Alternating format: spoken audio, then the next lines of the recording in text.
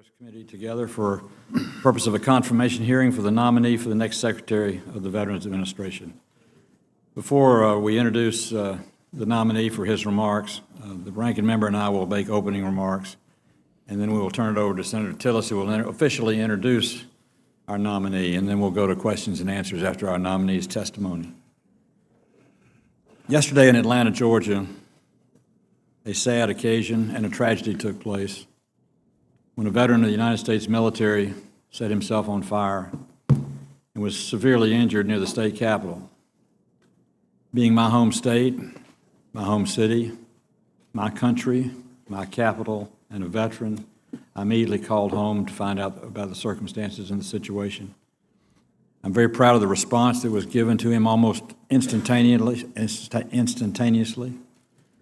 The VA, in my conversation with them, were doing everything they could to ascertain everything that had led up to this incident and everything that they had done and everything that could have been done, and I'm satisfied with the information I have to date.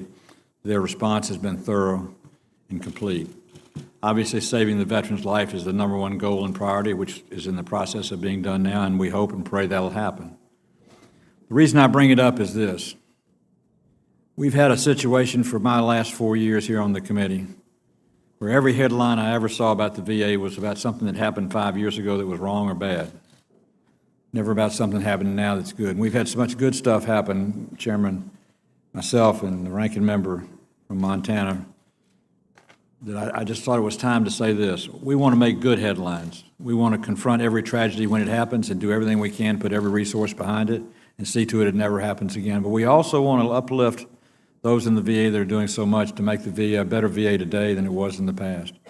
And John Tester and I are going to work as hard as we can to see that happens, and I am confident the Republicans and the Democrats on this committee will do the same thing. We have a respected, talented nominee who you'll hear from in just a little bit for Secretary.